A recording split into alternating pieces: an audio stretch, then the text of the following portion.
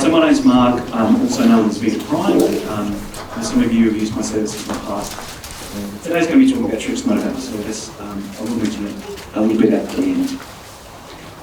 Alright, so trips. So I've done a few trips, just like Luke has, around the country. The way I like to think about it, it's more like flying a plane than it is driving a car. What I say it. It all comes down to the planning. If you're flying a plane, you don't want to run it out of fuel. You have a bad day. Same thing here, if you run out of juice, you could be having a bad day. So this is where the planning comes into effect. Think about it like a plane. What's your ultimate charging place that you're going to go if you run out of juice?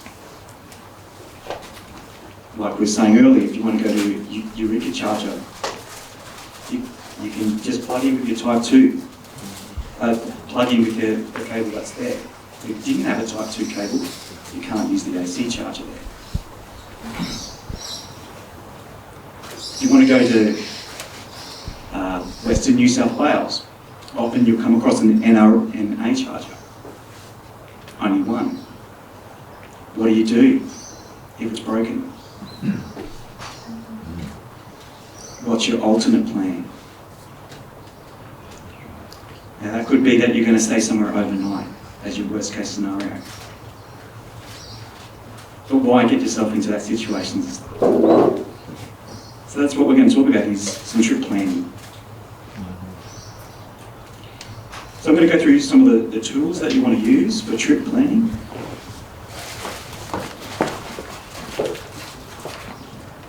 Oh, I'm going to switch down. What's your plan be, and what are some of the consumption factors that are important? Okay, here are some real-world rankings for the different models. So SR Plus, 360 kilometres, long range 460, performance 430. Now, my car is a 2019 SR Plus. His name is Ken Mattingly, so that's the name of my car. When I got Ken, he had 382 kilometres to start with. He now has 10% degradation, so that means my top is now 344.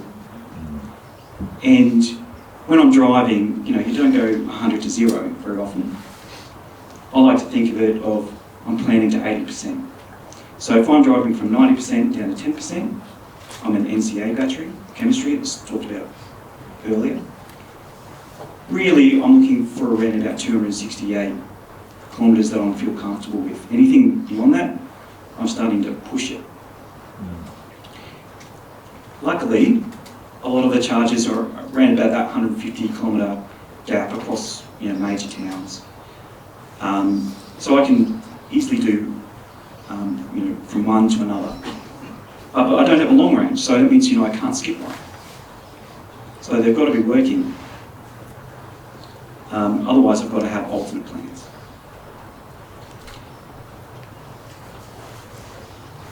So here are some of the factors that come into play when you're thinking about consumption. Speed is the biggest. The slower you go, the longer you can drive. The further you can go. So it means you're using less energy, which means you can go further. So if you didn't do trip planning, and you just got in the car and you use the car nav, and it says you're going to make it when you start, but conditions got really bad along the way, what the car will do is it'll give you some warnings to say, slow down. Slow down, and you'll get to your destination. So it'll say, go to a maximum of 100 kilometres an hour, go to a maximum of 90 kilometres an hour. And there's been some tests around some of this stuff. And you could stretch as low as going 40 kilometres an hour. And you can travel 600 kilometres. I could travel 600 kilometres going 40 kilometres an hour, but I'm not going to do that driving 16 hours along the highway at 40 kilometres an hour.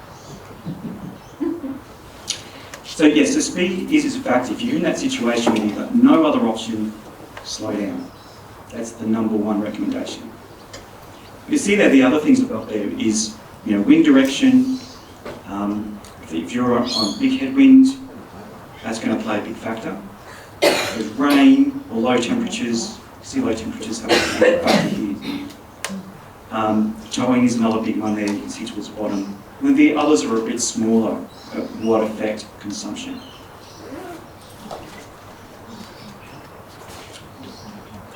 So we're going to see some of this in action when I do some trip planning here on what some of those factors are and how it comes into play. So we mentioned in-car, just using the in-car map. Now remember with me, it's 268 kilometres is kind of the number that I have in my head. So if I'm going beyond 268 kilometres, I'm going to start to use the N1 here, a better route planner. And a better route planner is a pretty good way that I use to really gauge whether I'm going to make it or not, because I can put in those other factors, like wind, like headwind, like temperature, like speed. I can put that into a better route planner app, and it will tell me whether I'm going to make it or not in my pre-planning.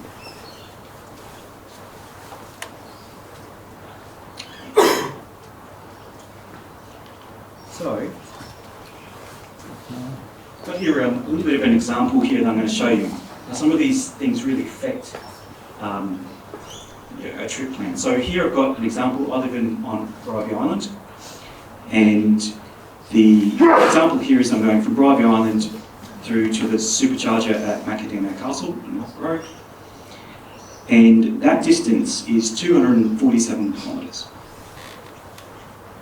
So this is a better route planner. There's a mobile app for this as well, which is really good. I'm using it on the web here, but it looks really similar to how it works. So in this example here, I've started at 100% at Bribie Island RSL, and it says here, and this is just using the default values, and I'm going to make it to Knockrow at 12%. Okay. Now let the fun begin.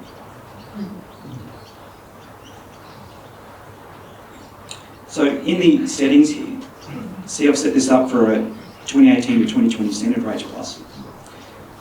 My departure state of charge is 100%, and my watt hours per kilometre at 110 kilometres an hour, that's what it mainly is, going down the highway.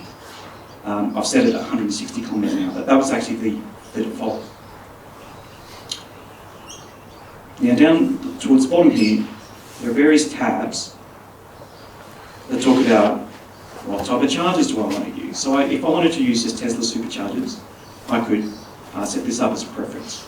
But if I wanted to use EV chargers, I could set this up as a preference. Then from a battery perspective, what level do I want to go as low to that I would feel comfortable with? So if I was doing a multi-leg trip here, I can say, okay, I want to go as low as 10%, but I don't want to go any lower. Give me my preferred route based on these settings here. So in this case here, arrival state of charge at 10%, the interim charges state of charge going down to 15%, and I want my maximum state of charge at 90%. But the example that I'm giving here is only just one leg.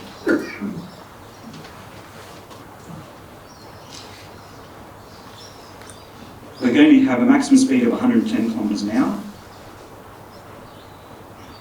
And you can see here, my battery degradation is 10%. Now that's because I'm using an NCA battery.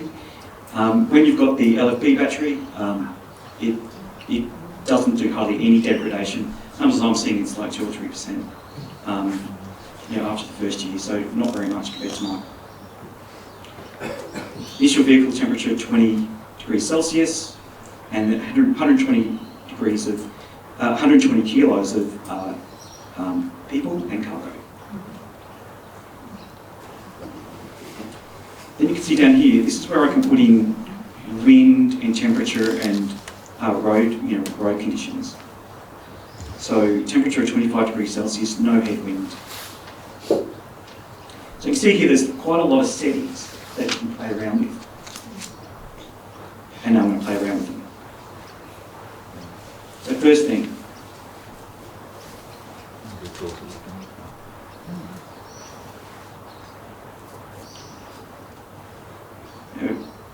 do a headwind.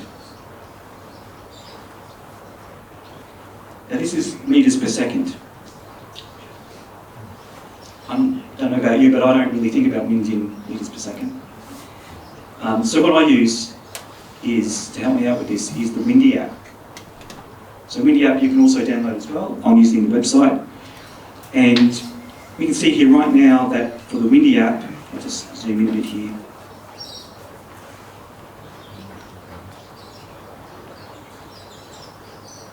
Now I've set this so that it's in meters per second so I can feed straight in. So at this particular location, you've got a headwind here of 5 meters per second. Okay, so I can plug that straight in. 5 meters per second is about 10 knots.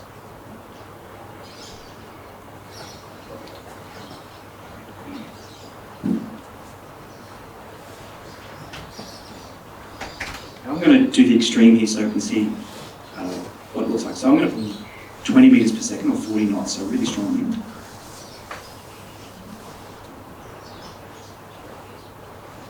And then I'm going to click the little button here. So remember it was saying arrive at 12%. Now, with a massive headwind that I've put in, it says, you've got to go to the Gold Coast Supercharger. And you're going to charge there between 27% and 64%, and then leave. And then once you leave the Gold Coast Supercharger, you're going to arrive at the Knockrow Supercharger at 10% state of charge. Okay, so that's just with a headwind. So all of a sudden, that was really different to what the car said. It didn't know about headwind. There has been some software updates which is supposed to take into account weather. I have not seen it take into account wind. Or certainly not projected wind about what's going to happen in the next couple of hours, because this is a 2.5 hour trip. So you can start to see where this trip planning starts to become really important. If I just relied on the car, I would not make it. Okay?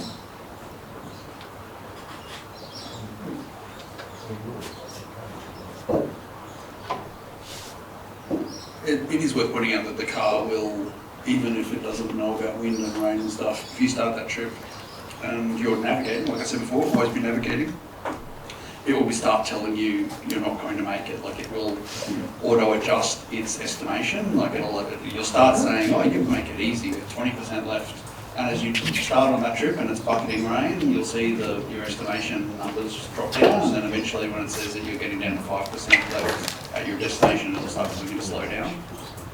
So the car will adapt to the real situation, but as far as planning a trip, just lets you do that. And obviously you can put it in real-time weather there and save yourself having to figure that out. Is that a paid feature, real-time? The real-time is a paid feature. Yeah. So this is, I'm not using the paid feature here at all, using standard, and then I'm using the Windy app to help me with the wind count. That's what I do when I'm pre-planning a long trip. Just give you a couple more examples here of temperature. So, temperature.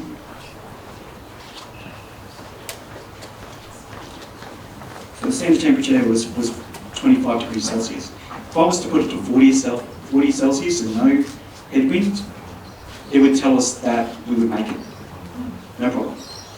So increases of temperature isn't really a huge factor, but cold temperature really is.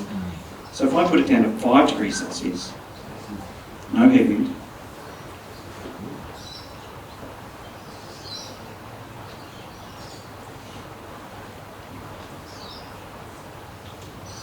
okay, it also says that we need to stop when it's 5 degrees Celsius in this example. So in this case it says, okay, yeah, you've got to divert to the Tesla supercharger. there at Broadbeach. You arrive at 43% state of charge. Now, the CKIT's only recommending going to 60%, and then from 60% you'll arrive at 18% state of charge at the macadamia supercharger. Okay, that's temperature. So you can start to see if you then had cold temperature and headwind, that falls on top of each other. Sorry, Mark, just quickly on the temperature. Is that because the batteries are less efficient, or because the heat is going to be on the car to keep you warm, or both, or something else? Why does the low temperature have that dramatic effect? Luke might be able to answer this better than I can. A few factors. The battery below zero needs a fair bit of heat to keep itself above zero. The battery can be stored below zero, but to operate it needs to be at basically 0 degrees or above. So we spend a bit of time heating the battery if you're in the snow and things like that. It consumes some energy. Heating the cabin of the car is part of it, just keeping you comfy. And also the air is more dense, which is distinctly measurable. When the air is cold, it's more dense, so it's harder for the car to push through it. Oh, you did it. I was recently in Mount Hotham in Victoria, and I drove up to Bright in a Model S, and we swapped over to a Prado to drive up to Hotham. And I said, why don't you drive, and when my nephew was heading down to Melbourne a couple of days later, and I said, why don't you drive direct in the Prado? He said, oh, I'd never drive the Prado to Melbourne. He said, it's so much more stressful. He said, the Model S is so much better for driving to Melbourne. And he said, but I won't drive it to Mount Hotham because of the cold temperatures. Yeah, so certainly if you're going, so we've been to Falls Creek in Marlborough Street, and it's fine because there's destination charge like this. I can leave it plugged in, and it's plugged in every couple of days. I plug in the destination charge and top it up a bit, and that would, because it would consume power just keeping the battery above 0 degrees or so. So I was consuming like 7% a day, probably about the same as what Sentry does. Normally just keeping the battery warm and just have some charge to get home. But usually there you're at the top of the mountain, so you're regenerating all the way down. So as long as there's somewhere to charge on the flat as you get out, it's generally all right. But we easily made it to Warrnambool from Falls Creek. So I would recommend just having someone to plug in if you're staying in the snow for a week or so. Though. But it's all margins, right? Like it's not, none of these things, it doesn't make it impossible. It just means that you just shouldn't have it treated as a surprise that you use 5 or 10% more than it did when you were driving in a spring day in Queensland. I think planning is your key. It is. Yeah. This example that I'm putting now here is if there was a 40-knot tailwind, right? So here I'm arriving at Knockgrow Supercharger at 30% state of charge, leaving at 100. So it really does make a difference. From here, from going from 30% arriving state of charge to the other extreme, which was leading Tavistock. So that's why it's more like a plane, right? So just last week, there's a flight from New York to Auckland. And you might have seen in the news that they had to offload people in some bags before they left because of the Hurricane Ian. They had really strong headwinds and they weren't going to make it to Auckland with enough margin. Which is exactly the same. Pull up at Hawaii?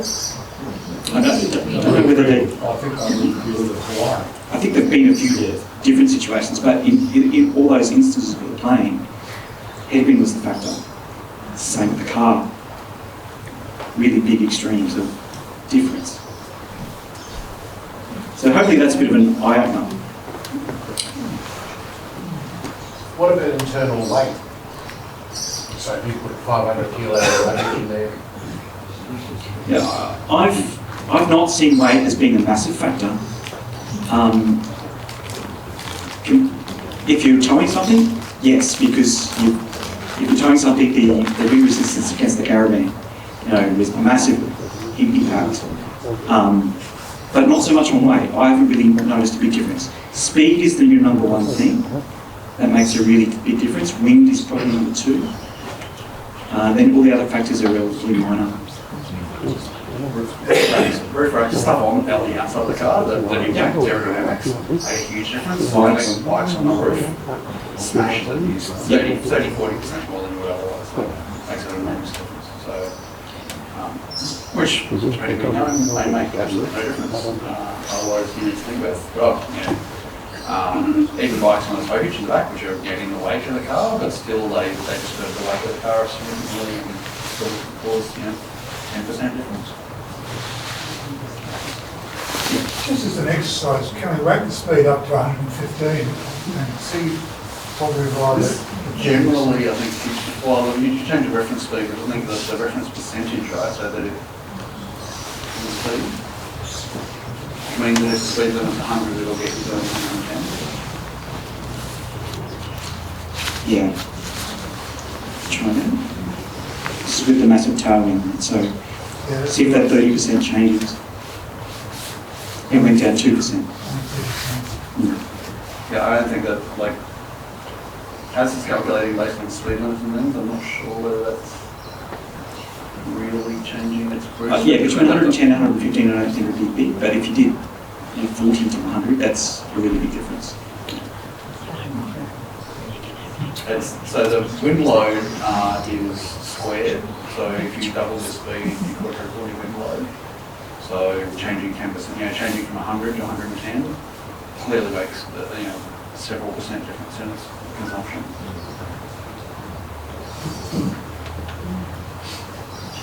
Okay. So now, I'm going to put in the camper supercharger.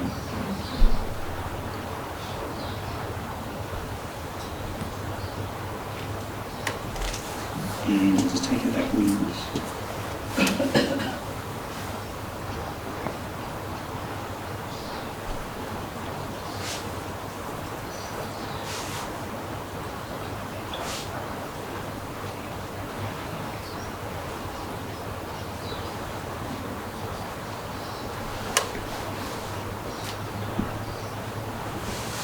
Okay. So, this is the route. It says he wants to go down the Pacific Highway, and you can see here that the legs are all different. So 1 hour 42, 1 hour 51, 1 hour 10, 1 hour 33, 2 hours and 3 minutes, 2 hours and 4 minutes. Those are the length of the legs. A bit small to see, but the first one says, okay, I'm going to go from Bribie down to the Gold Coast Supercharger. It'll be 49%, charge up to 84%. And then from the Gold Coast Supercharger, it wants to skip the Knockrow one and go to Maclean. Maclean Supercharger, it says it's going to arrive there with 15%, and then charge up to 60% and go over. And then the leg from 60% going down to 15% on coughs and charging up to 72. So it tells you in the app here exactly what to do. The length of time at the charger here is in red. So that first stop at Gold Coast, 16 minutes. Second one, 13 minutes. Next one, 18 minutes. Next one at Port Macquarie, 29 minutes. These are not long stops, right, if you're driving for 2.5 hours.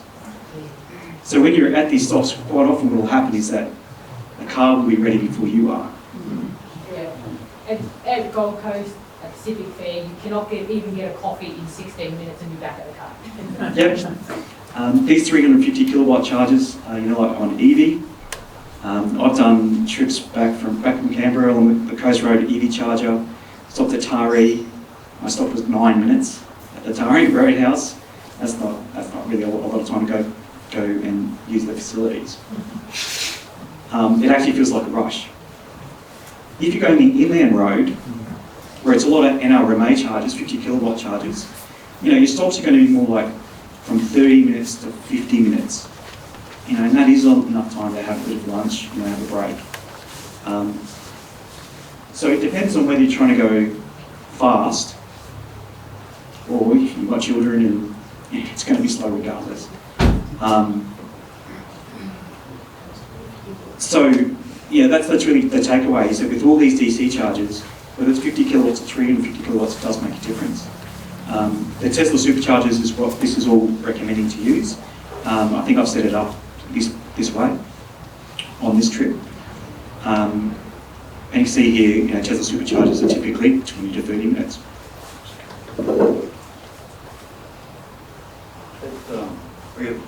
The other thing though is that if you navigate with this running on your phone, or you use a nav in the car, and the nav in the car will tell you to do basically exactly the same thing. You see, as I was saying before, it's running it down to, you know, somewhere between 10 and 15% at each stop. So it'll run, you know, it started at that one at 49, but from then on it's pretty much trying to keep it pretty low the whole time so that it supercharges quickly. But if you drive to, you know, Knockrow, great pub in McLean, great pub in McLean, you stop for a long lunch there and you end up actually topping it up, you know, to 100% because you're there longer, it will automatically recalculate the rest of your trip. So you can So you don't have to spend exactly that much time at each of those points. You know, if you spend a bit longer at one, the next one will be shorter, or maybe even entirely skipped, and you'll go to the next one. So, you know, you don't have to, you know, seriously plan your day around these times. It just gives you a broad idea of, realistically, at worst, that's the amount of time you have to spend charging. And if you don't want to go to the pub, or the pub doesn't have food, there's a little shop just around the corner that I found the other day.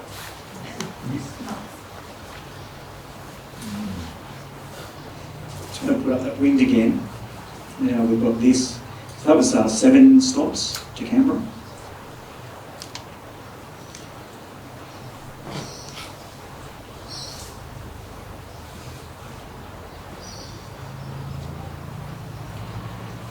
And I think this one with it's given us less stops but going to a higher percentage each time.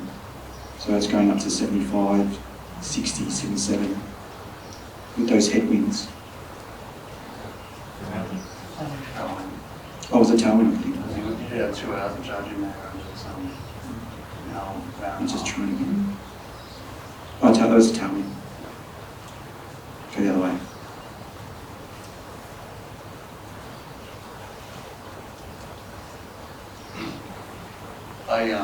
There we go. You can see here that this leg, because I didn't put in Tesla superchargers, it's not going to make it. So I could expand my charges on here to you know, include EV and other networks. Just broadly though, I challenge you to drive to Canberra, I don't know, other than yourself wearing a diaper and get there without, quicker in a petrol car without stopping for more than 2 hours, just peeing and eating, let alone 1350. So it's super easy to do those sort of legs, if you can. So I'm going to come show you a real life example of what I've done in that similar situation. But I wanted to show you plug share. So once you've got your plan, you can then use plug share to see exactly is that charger available. So Tesla superchargers, you're typically going to be working.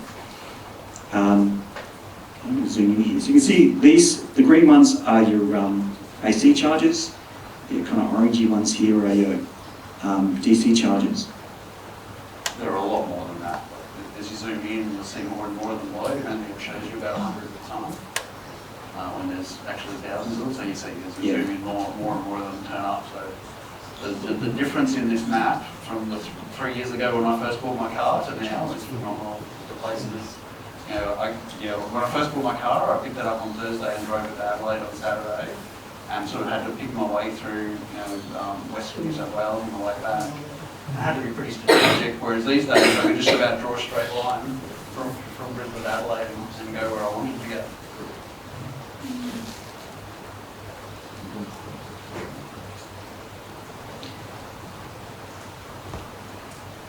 So we mentioned plug share a few times today. So you can see, You see a spanner on that one there? Yeah. Lismore shows that it's out of service. yeah, so they haven't got built it yet. But that's what you want to see, or that's what in your planning, you see a spanner, you can't go there for some reason, it's either down or not working. So that's where your alternates start coming into play. Okay, you've got to plan something else. And you see some really good tips here as well, like, if it's in an underground car park, it'll tell you which entry to go in. Yep. I know, like Gympie, the supercharger in Gympie, it was after hours, is accessible. You need to put a PIN code into a gate to get in. And the PIN code is in plug shed, it's not in the car, so use plug shed. You certainly use plug shed as one of your data sources. So you can see here at the Macadamia Castle one, it says charger not working on all stalls. And that was yesterday. There's a lot of stores there. Yeah, there's 6 or 8 stalls. So this is where plug share really can help.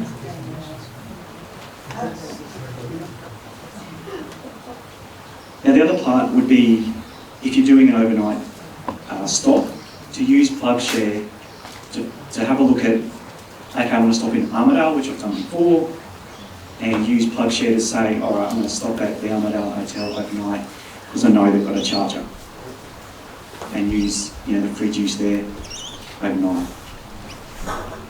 So I've used that for my planning when I'm doing a long trip and it's overnight stop. And plug share is my main source. Yep. How do you go about finding which motels, etc., have charging facilities, which are EV friendly? Like we all want to go down to Stanthorpe, so stay something. Yeah, so have a look at. Zoom in on Stanford there. You can see those green pins are destination charges. So just click on all the ones, they'll only be 5 or so in town. Click on each of them, see if any of the hotels. And Yeah. then ring that hotel and say, hey, I want to book in. Can you make sure the charge spot's available for me and can I use it? Roundbelt Motel, Stanthorpe Showgrounds, Twisted Drum Cottage, Pilgrim Country Inn. Yeah. Typically, most country towns, Tesla's done a fantastic job of offering free chargers and hardware to country towns and then putting them both, so communities put them in the plug share, but Tesla, as they roll them out and work with each of these venues, have put them in the map in the car as well. You can see them in the map of the car. You can also, we're going to talk about Find Us as well. So Find Us, if you Google Tesla Find Us, and there's links, probably a good point. We're going to send you all the slides at the end, so you'll have a copy of all the slides. It includes all the links, all the little blue underlines are actually links that go off to PlugShare or Find Us or whatever. Tesla Find Us is Tesla's web version of the map that's in the car. It has all the destination chargers in it, superchargers, and service centres and sales centres are all on a map on the Tesla website. That's what you can get. Find Us. It's one of the links in the menu on the Tesla website. But I find it really good for finding hotel destination chargers as well. I think there's a few of them that Tesla certainly put them in their map because they sent the hardware and worked with the site to install it. And if it hasn't been discovered by someone in the community and put the plug share, I've seen ones that haven't been in plug share. So I use Find Us as well, particularly if you're going in country touring and wanting to use destination charging. Destination charging makes touring great. Like if it's good, if you plug in with a normal AC power point at a caravan park or something like that, you put in 40% overnight, whatever. Whereas if it's a destination charger, you'll be full when you leave in the morning, meaning that your next day, if you're only driving 400 kilometres, you could drive simply destination charger to destination charger and you're done. If you're on tour and you drive for the morning and then do some tourism in the afternoon, you get, I've travelled all the way up to Cairns and on several of those legs, never used a DC charger. Or conversely, if you're doing a 900 kilometre day, the fact that you start with 400 k's range in the car to start with, and you're just doing a top up over morning tea and lunch for 10 to 15 minutes, you can do a 1,000 k day with no sweat at all. checking in.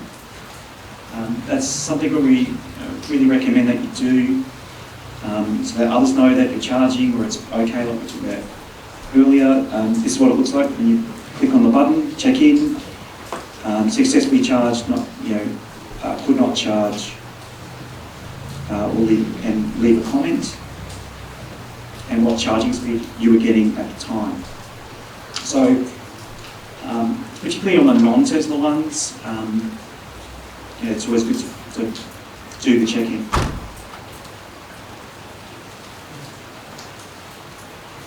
All right. This is an application called Tesla Scope. So others might use something called Teslafy. These are all apps that connect to your car. This is the one that I use because it's good for education purposes. This is a trip that I did from Brisbane to Canberra by the inland road, and it tells me, it records exactly where the car's going at all times and pushes it to a website, but it records that I left home at 76%, I arrived at 24%. It was a 157 kilometre leg. This was, my first step was Warwick, where I then went from 24% to 86%. I was there for 49-minute charge. It's a relatively slow charger there. Even though it's 50 kilowatts, I think I was getting 37 kilowatts at the time. Then the next leg, I drove from 87% down to 17% and landed Innes. And then that leg I only did from 17% to 41% in charging because I was going to Armidale for overnight. And I remember that leg because it was heavy rain, torrential rain, going across uphill, and I got my planning a little bit wrong, didn't quite put it enough. I arrived at 9%. And for me, once I hit 10% and I stuck on below 10%, I was like, no, I don't really like that too much. Because I always like to give myself a buffer. So for me, I feel comfortable going down to about 15%. Anything lower than that's for me just buffer when I'm doing my planning. In this case, I went from 41% down to 9%. They charged up overnight up to 90%. And then went to Tamworth, where it was 90% down to 58% on the 16 kilometre leg. So you can kind of see that I reviewed this afterwards, and it gave me confidence about what I could do. There's a way where I could really start to learn what it's like for, okay, how far can a car go? How long do I need to charge? What are the different type of conditions that I'm going to come across? It's really very useful to have something like this where I can review it afterwards and compare it back to the planning that I had at the start with a better route plan. And gave me confidence. The better route planner does a pretty good job if you put in all the variables with it. The car does a pretty good job, up to a point, depending on those other factors mentioned earlier. So this is something that I use. So you can see to go to Canberra, in total it was 16 hours 24 and it was 6 hours 55 minutes worth of charging within that trip. Okay. How much is that, the app or the software? So That's a subscription, is it, for that? I do pay for it because I've got a group of people that I educate as well. But there is a free version of that also. I can't remember what part's free and what's not, but it wasn't very much. The majority of it's free for doing that basic sort of trip planning. The extra bits you pay for it is live weather updates, and it will communicate, rather than having to guesstimate how much consumption your car uses, you can actually link it to the Tesla API and will pull the same as that app for Teslafy, your Tesla Scope that you're using. I use Tesla. Same thing, it connects to the car's account and pulls actual real data from your car, which for me is important. I've got aftermarket wheels on my car, so the consumption that's that the car's rated at, which isn't accurate with the aftermarket wheels. So getting the wheel data from the car, and it uses that to compensate and make those stats even more accurate. Good way to learn is put it onto a spreadsheet as well, so you can see how much it's costing you. Think about what it would cost you in petrol in comparison.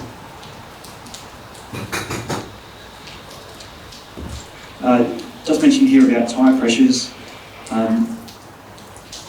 Yeah, the recommendation is 42. When you're driving along, that might go up to 44, 45 if it's a really hot day. So that's something that Tesla recommend also. Now, when you're driving along, and let's say you've done all the planning, you think you're going to be going to make it okay. This little graph here inside the car, this is the energy graph. It has what the car thinks you're going to make it there to, and then what you're actually doing compared to it. So whether you're above or below the line here, it's showing, hey, this is what it was projected. If those two lines end up converging apart, in which way they are, you're either doing better or worse than the car's predicting. So if I'm in a situation where I know there's a really big headwind and the car's not thinking about that headwind, and because I've done my pre-planning with a better route planner, I'm expecting that to go below. But if something is unexpected and it's starting to diverge like this, I can see in real time, hey, I'm going to be okay or not. So I flick this up a couple of times during my journey as a quick way while I'm driving to see whether I'm on track or not. The energy graph. Okay. Any more questions?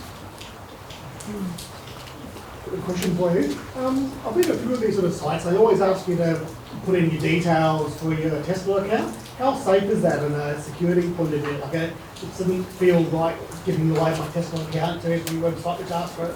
Yeah, that's a good question.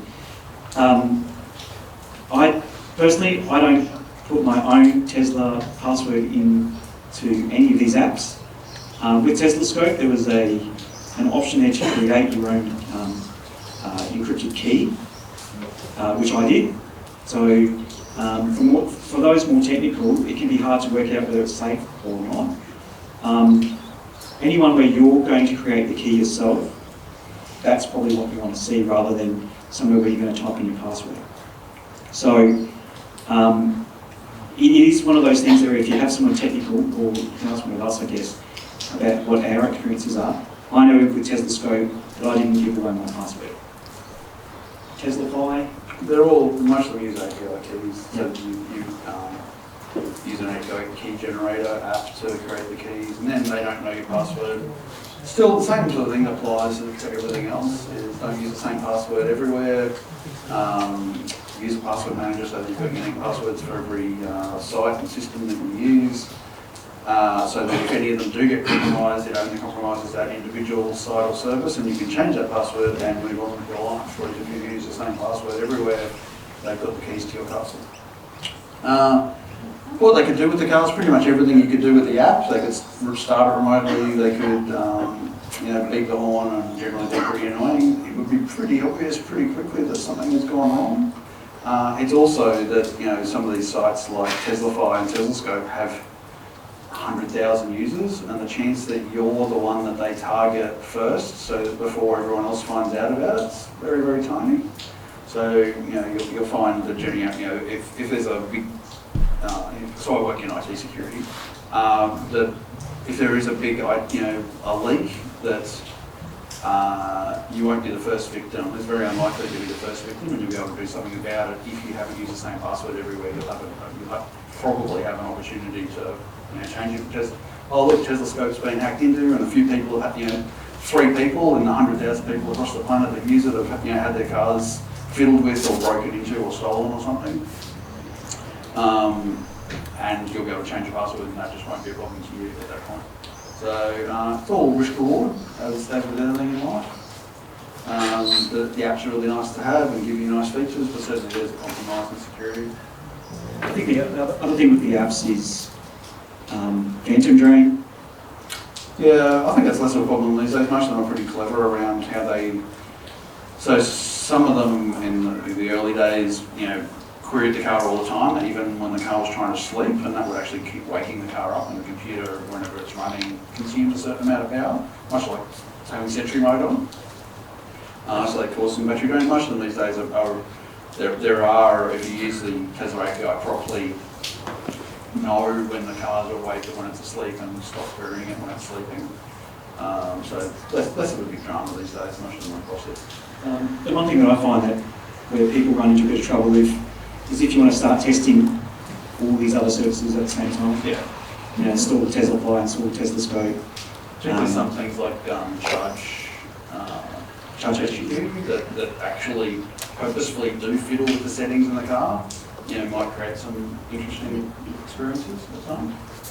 Yeah, I'm on AGL Smart Trial that polls the car, weight-based car ride. So yeah, my recommendation is don't install all these apps all at one time. If you want to try them out, do them one at a time. And as I flagged before, so much you can do, but you don't actually have to do very much before if you don't want to. Plug, share, you're done. Let's just go back one. This is on-screen energy tracking. How do we get into it? Where is it? And we'll show you that We'll go when through you do that the soon. in-screen. Yeah, after lunch we'll go through the screen. And it's on the threes, was Yeah. With password managers, is there, in the Tesla browser, can you put a password manager into that?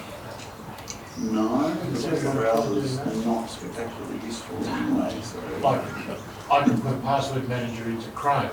yeah, there's no plugins. No. Yeah, there's no problems. You can do two-factor authentication, that's about it for Tesla account. Yeah, and if you've got big complicated password manager style random passwords, it's using the browser is a bit of a pain because typing in those random passwords is a bit arduous. So I just don't, I just use my phone. Okay. Getting bike share on the car, seeing a screenshot. You can. Someone with a In headwind. Australia, our regulatory rules say that you can't use a browser while you're driving. So things like a better route planner in the US, you can actually run it live on your screen and actually use that. Have your live trip plan in the web browser on the screen. You can't do that in Australia. You can only use the web browser when it's parked. When it's in park.